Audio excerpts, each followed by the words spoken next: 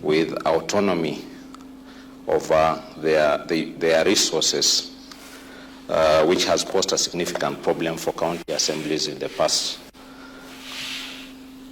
With the passage of the bill, the county assemblies will be able to requisition for their funds from the controller of budget independently from the county executive.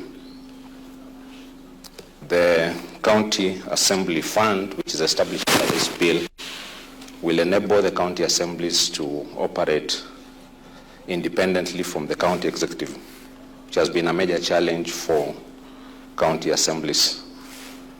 Your Excellency, sir, has been very interested in the progress of this bill because of the significant steps it takes towards enabling county legislatures to operate with the autonomy they require in order to exercise the requisite oversight over the county executive.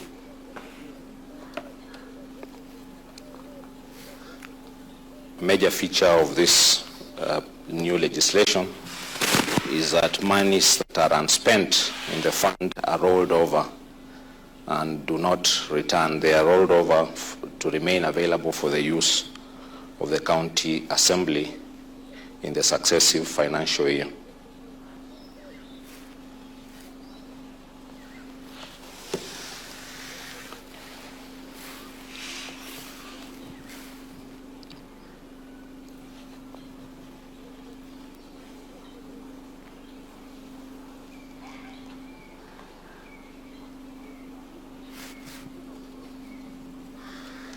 Thank you, Your Excellency.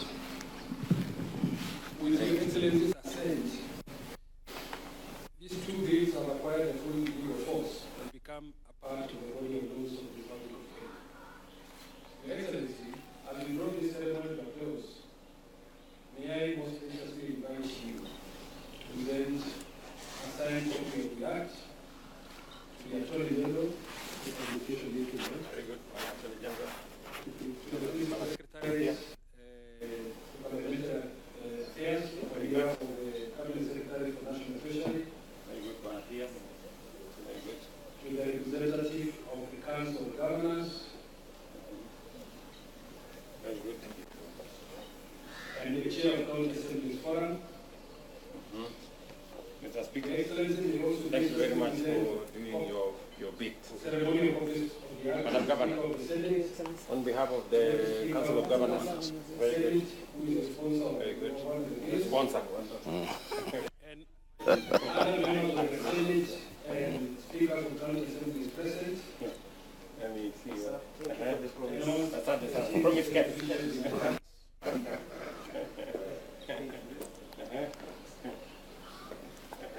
I don't know. Kuna zingine